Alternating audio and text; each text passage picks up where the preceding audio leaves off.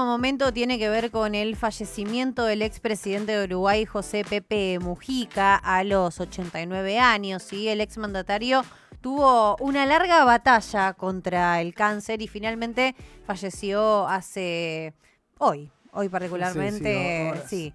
Y tenemos en este momento conectado a Alejandro Puig, docente integrante del equipo de Uniradio 107.7 de radio de la Universidad de Montevideo, y los saludamos y le agradecemos el tiempo. ¿Cómo estás, Alejandro? Buenas tardes. Bueno, muy bien, buenas tardes. Buenas tardes para todas, para todos allí, y gracias por comunicarse con Uniradio aquí en Montevideo. No, el placer es nuestro y bueno, hace minutos tuvimos que contar esta noticia de último momento. Contanos vos, desarrollanos un poquito más la noticia, qué fue lo que se sabe, cuándo se informó esto. Bien,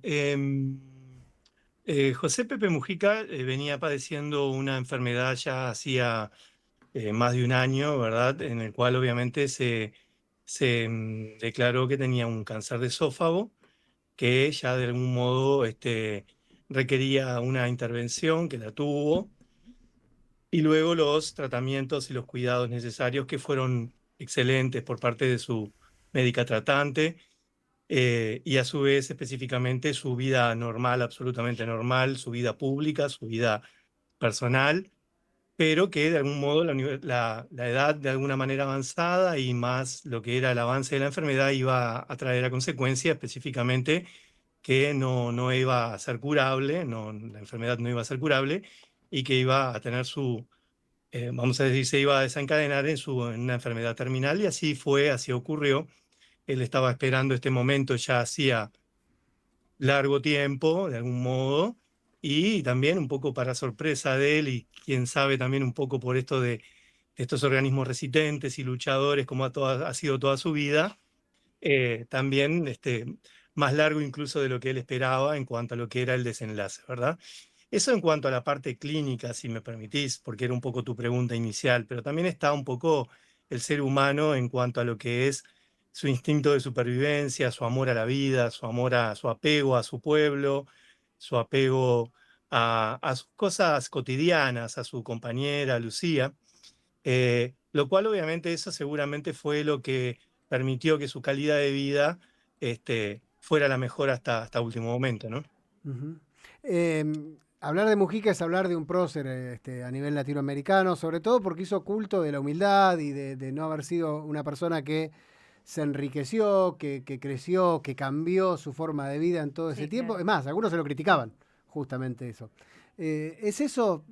¿Por qué Mujica era así como era? Bien, eso tiene que ver seguramente con su educación, con una educación proveniente de una zona semirural, en la que de algún modo la supervivencia hasta el día de hoy no es tan sencilla como en medios urbanos, más allá de lo que es la urbanización de la civilización en las que nos toca vivir en esta Sí, etapa del sí. siglo. Pero imagínense que hace 60, 70 años atrás, nuestras sociedades, nuestros países, las tecnologías, los medios de vida eran bien diferentes, ¿verdad? Y eso de algún modo hace que tengas que resolver tu vida con lo básico, con lo que te permite de alguna manera ser feliz y al mismo tiempo sobrevivir de la mejor manera, con la correcta alimentación, con una buena educación, con el cariño y amor a tus seres más próximos. Y quizá por ahí es donde viene un poco esa forma de ser tan uruguaya, tan cercana y apegada a la tierra, o tan cercana y apegada a la familia y los amigos, ¿no? Ujú. Eh, no solo se traduce en su personalidad, sino se traduce también en una forma de comunidad que el Uruguay fue construyendo a lo largo desde su creación, a lo largo del tiempo, y que mucho tiene que ver también con la nación de ustedes, mucho tiene que ver con esta pampa húmeda en la que convivimos, y que, bueno, son pueblos que fueron arraigándose, desarrollando sus culturas, sus profesiones, sus actividades. Ujú. Eso por un lado. Y por otro lado, como bien preguntas tú, bueno, eh, su forma de ser era la de una persona austera que trataba, digamos, de decir lo más con las menos palabras. Mira, por ejemplo, te voy a poner una anécdota que creo que puede ilustrar mejor, más allá de lo que puede Sí. ser el relato que les pueda construir, para que puedan compartir con tu audiencia, sobre todo una experiencia más vivencial, no tanto autorreferencial, sino vivencial. Allá por el año 88 yo militaba acá en la facultad, en la que hoy es la Facultad de Información y Comunicación, era estudiante, y un grupo de compañeros del gremio del gremio estudiantil nos invitó a una charla que iba a dar un expreso político en lo que era la mesa por la tierra y con Sendik. Ustedes saben que Raúl Sendik fue uno de los abanderados, digamos, del movimiento por la tierra y fundador del Movimiento de Liberación Nacional, compañero también de armas, pero también de militancia de José Pepe Mujica. El Movimiento por la Tierra, bueno, era una organización que tiene mucho de lo que es la organización agraria, la lucha y la reivindicación por los trabajadores. La experiencia mía fue increíble al llegar hace 30 y pico de años a ese lugar que era un lugar, un galpón, donde había un señor ya que para mí, siendo muy joven, con mis 18 años, lo veía muy mayor, pero un señor melenudo, peludo, con una campera ahí, hablando de lo que Viste un significaba la viejo lucha hippie, por la digamos. tierra. Viste un viejo hippie, ¿Eh? básicamente. Viejo hippie, exactamente, ahí va. Hablando de la lucha por la tierra, pero a mí lo que me llamó la atención, y eso es un poco, es lo que yo intentaba por lo menos traducirlo con otras palabras diferentes. La sensación que me dio era lo pausado que era al hablar, cuando veníamos ya de la lucha esa de la salida, digamos, de la dictadura y todo lo que era la construcción de la democracia y donde el discurso político era más acelerado.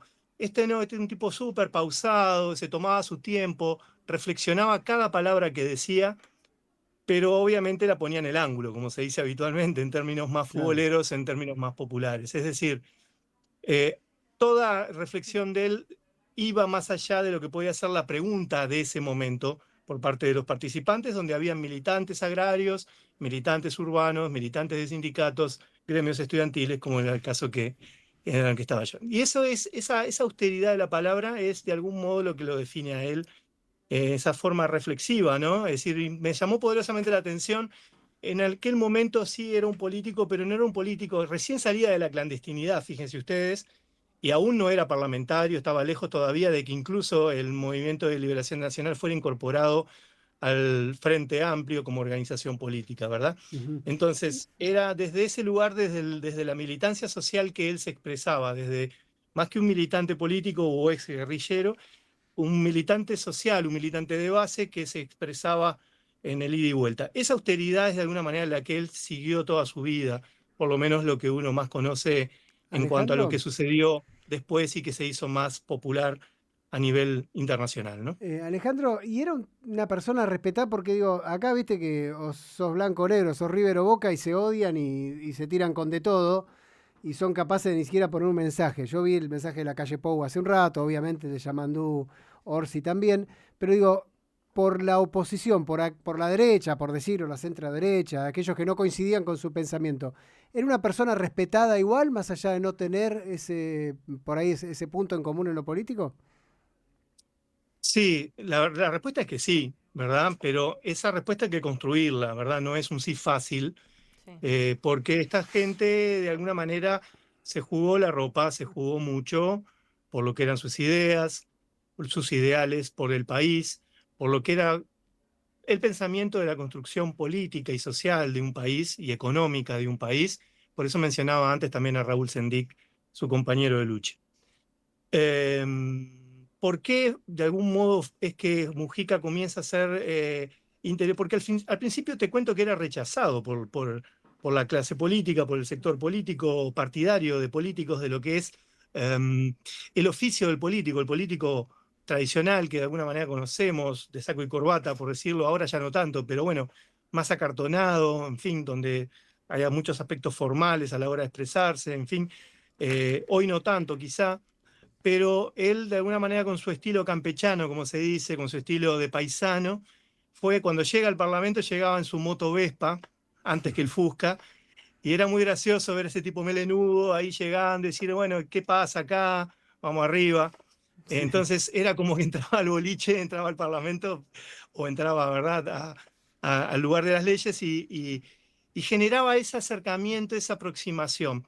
Después otro punto muy fuerte de contacto con el sector político en Uruguay fue el de los, cuando fue presidente, el de los intendentes, es decir, mucho tuvo que ver con el trabajo territorial Mujica en todo el país, en su vínculo político, institucional, ya como político y ya como gobernante, con los intendentes de los distintos territorios, ¿verdad? Del territorio nacional, de los distintos departamentos, como se dan llamar acá en Uruguay.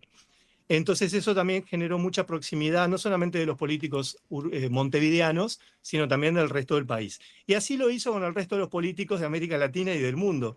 Es decir, él no cambiaba el hecho, digamos, de su speech o su protocolo a la hora de expresarse y de ser como era. Por eso es que de alguna manera se fue ganando ese respeto. Y también por las ideas.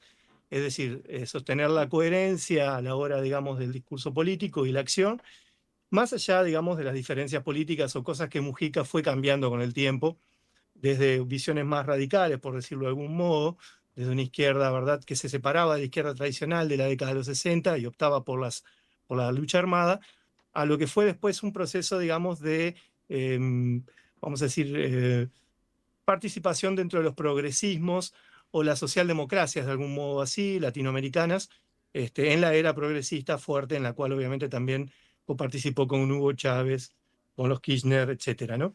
O Alejandro, sea, sí, perdón. es muy largo todo ese proceso que él vivió, sí. No, particularmente quiero preguntarte cómo se van, qué se viene en las próximas horas. ¿Va a haber una despedida? ¿Cómo continuarán los próximos días?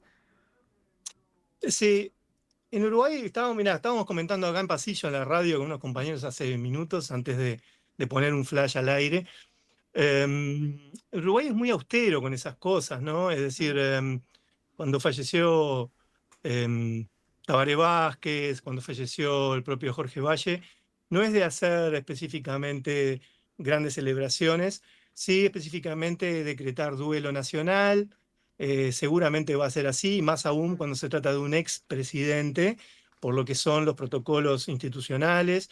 En esos casos seguramente se va a seguir con todos los protocolos marcados por el Estado, pero también después está todo el factor de duelo, pero el Uruguay en ese sentido es como más solapado, es decir, se decreta un día de duelo, 2 días de duelo eventualmente, pero no se decreta ni feriado, ni, es decir, seguramente mañana se va a trabajar normalmente como cualquier día.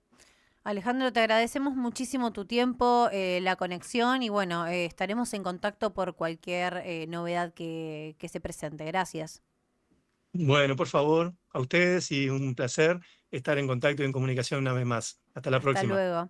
Ahí estamos hablando, ¿no? Con Alejandro Puig, docente e integrante del equipo del Uniradio de la Universidad de Montevideo. Qué placer, ¿no? Estar conectados así Sí. desde universidades y para estos temas, ¿no? Que nos involucran como latinoamericanos, por supuesto. Estuvieron expresándose distintas personalidades de la política. Sí.